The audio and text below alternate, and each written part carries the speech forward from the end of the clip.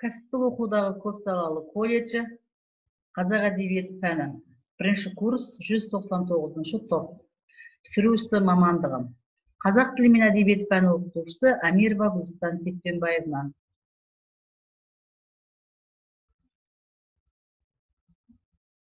Сәлеметсіздер ме, құрметті студенттер? Бүгінгі сабағымыздың тақырыбы Ілияс Жансүгіровтің өмірі мен шығармашылығы, құлагер поэмасы. Сабақтың мақсаты Ілияс Жансүгіровтің өмірі мен шығармалары жайында білімдерін толықтыру, құлагер поэмасының әдеби құндылығына тоқталып, әлеуметтік мәнін ашу, ақан мен құлагердің құдіреттілігіне көз жеткізу.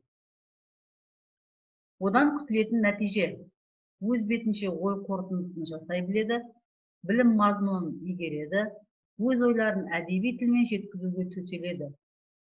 Қазақ тілінде айтылған тұжырымдарды түсінеді. Енді балалар Ілияс Жансүгіровтің өмірбаянымен қысқаша таныстырып өтейін. Ілияс Жансүгіров 1894 жылы 5 мамырда Алматы облысы Ақсу ауданында дүниеге келген. Алғашында өз әкесінен ауыл молдаларынан сауат ашқан. Қарағаш ауылында Жәритше бастауыш мектепті бітіреді. Болашақ ақынның бұдан соңғы біраз уақыты ауылда өтеді. 1919 жылы Ташкенттегі 2 жылдық мұғалімдік курсқа оқуға түседі. Оны бітірген соң өз ауылында мұғалім болып жұмыс істейді. Кейін Тілші газетінде қызмет атқарады. 1922 жылы Верныйдағы, қазіргі Алматы қаласындағы Қазақ ағарту институтының меңгерушілігіне тағайындалады. 25 жылы Мәскеудегі журналистика институтына оқуға түседі. 28 жылы бітіріп шыққан соң Еңбекші Қазақ газетіне қызметке жіберіледі. Жансүгіров шығармашылық жұмыспен қатар Қазақстан жазушылар одағын ұйымдастыру ісіне де осы жылдары белсене араласады. 1934 жылы өткен бірінші съезге дейін қызмет істейді. Осында съезде Қазақстан жазушылар одағының алғашқы төрағасы болып сайланады. 1934-37 жылдар аралығында Қазақ саяси баспасының редакторы, сонымен бір мезгілде 1933-36 жылдары Қазақ АКСР ОАК-ның мүшесі болады. 1937 жылы жалған саяси айыппен тұтқындалады. 38 жылы ату жазасына кесіледі. Яғни 1958 жылы қайта ақталып шығады. Енді балалар, қазір мына Ілияс Жансүгіровтің өмірі туралы қысқаша бейнебаянға назар аударыңыздар. Бүгін дүлдүл ақыны Ілияс Жансүгіровтің дүниеге келген күні. Қазақтың сөз өнерінде қайталанбас қолтаңбасы бар кең тынысты ақын шығармашылығымен тағы бір таныс болсақ.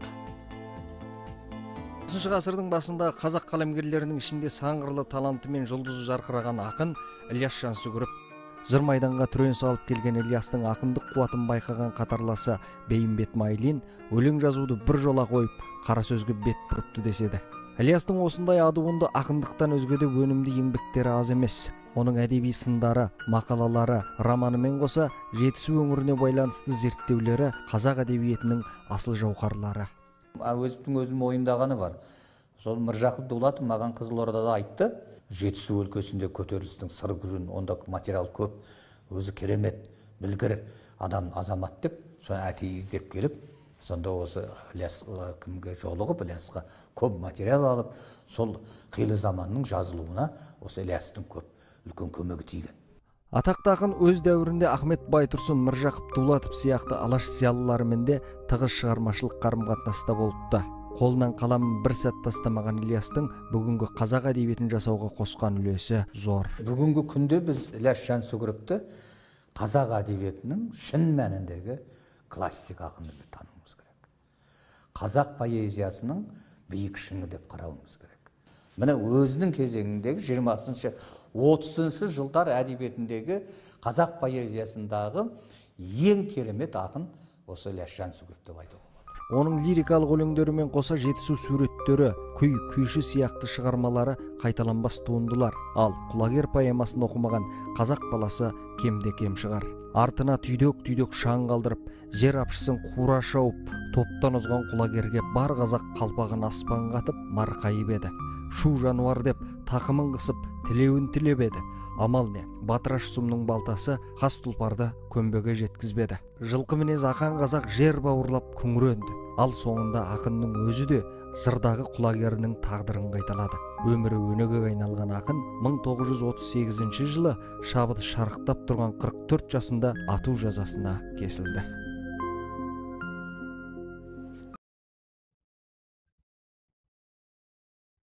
Мінекей Ілияс Жансүгіровтің қысқаша бейнебаянымен таныс болдыңыздар өмірі жайлы. Енді Ілияс Жансүгіровтің еңбектері жайлы айта кетейік балалар. Ілияс Жансүгіров өлең жазуды 1912 жылы бастаған. Оның балдырған түрі жалау атты өлең дәптерлері кейін 1957 жылы ұлттық кітапханадан табылды. Ілияс Жансүгіровтің баспа бетін көрген алғашқы туындылары Сарыарқаға тілек деген өлеңдері болды. Бұлар 1917 жылы Семейде шығып тұрған Сарыарқа газетінде жарияланды. Ілияс Жансүгіров туралы мынау естеліктер республикада бірнеше мектеп, көше, аудан шаруашылыққа, Талдықорған қаласындағы Жетісу мемлекеттік университетіне оның есімі берілген. Сол қалада ақынның өмірі мен шығармашылығына арналған әдеби мемориалдық мұражай жұмыс істейді. Мынау алдаспан ақынға орнатылған ескерткіштер. Енді біздің ақтаңгер ақын Ілияс Жансүгіровтің қазақ әдебиетіндегі орны қалай? Ілияс Жансүгіров қазақ әдебиетінің барлық жанрларында қалам тартып, елеулі туындылар берген әмбебап дарын. Әсіресе ол өзінің аса қуатты суреткерлік талантын поэзия жанрында көрсетіп, күллі қазақ әдебиетінің мақтанышына айналған туындылар берді. Алматы, Ташкент, Мәскеу оқу орындарында жақсы мағынасындағы қомағайлықпен білім алды. Өз бетімен де көп оқыды. Орыс және әлем классикалық әдебиетін зерттей оқып, үздік туындыларын орыс тілінен қазақшаға аударды. Осы аралықта жазуға да төселіп, қоғамдық жұмыстарға, әдебиет ісіне белсене қатысты. Алғашқы жинағы 1928 жылы 34 жасында жарық көрген Ілияс 5-6 жылдың ішінде қатарынан арындап алға озып, Абайдан кейінгі дәуірдің аса көрнекті ақынына айналды. Прозалық, драматургиялық талантты кесек туындыларын айтпағанда, күйші, құлагер сияқты классикалық шығармалар тудырды. Ілияс поэзиясы ойға, қанат, сезімге нәр беретін, ешқашан ескірмейтін мәңгі жас поэзия. Қазақтың Абайдан кейінгі замандағы аса арынды ақыны Ілияс Жансүгіровті әдетте өзі шалқар шабыт, керемет құштарлықпен көсіле жырлаған ақан серінің құлагеріне ұқсастырады. Айтты айтпады, екеуінің дүлдүлдігінде ғана емес, тағдыр талайында, қайғылы өлімдерінде де ұқсастық бар. Бәйгенің алдын бермейтін қас жүйріктерге ғана тән намыскерлікпен жанын сала зымырап бара жатқан көк тұйғынды омыраулап, кең тыныспен жүйткіп келе жатқан лапырақ, межелі жер, жыланды сайға еңкейісте үстіндегі баланың тізгінін босатып, тақымын сәл қымтап, қалуы мұң екен, жұлдыздай аға жөнеледі.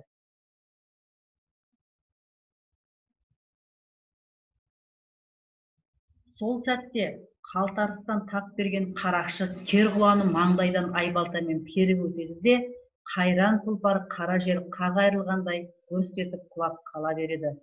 Кемеліне келіп, ақындық бәйгісінде арындап алға шыққан шағында Ілияс та тоталитарлық жүйенің құрбаны болып, мұрттай ұшты.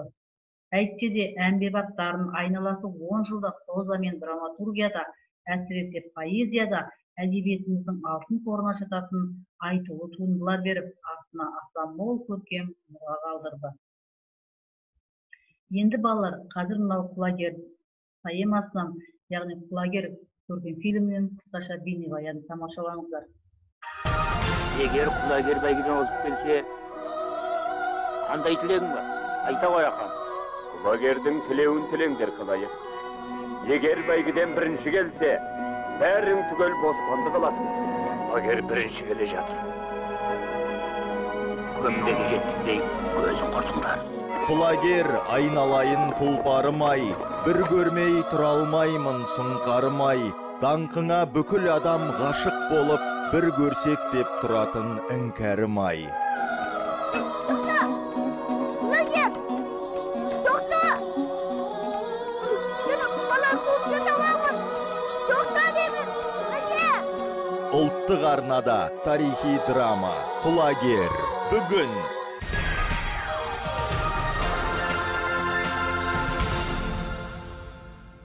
Міне осымен құлагер поэмасы Аханның өмірі трагедиямен аяқталады. Яғни құлагердің батыраш-қотыраштардың құрбаны болуымен поэманың аяқталады екен.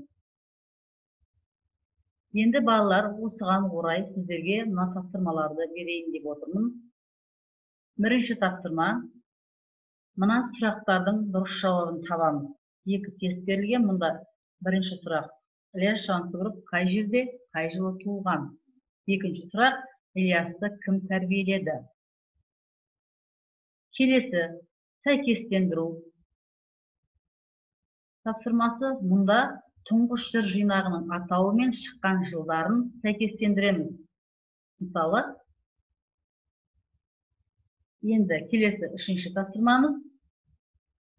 Бірінші, екінші тапсырмаларға қарағанда күрделеу. Мұнда күнімен біз көрдік, жаңа Ілияс Жансүгіровтің өмірі жайлы тыңдадық, құлагер поэмасы туралы тыңдадық, және құлагер поэмасы туралы үзінді көрдік, бейнебаян. Соларды негізге ала отырып, ұнайды өмірі мен Ахан маған деген тақырыпта шағын есте жазамыз. Осымен бүгінгі сабағымыз аяқталды. Қош сау болыңыздар. Мен сіздерден тапсырманы күтемін.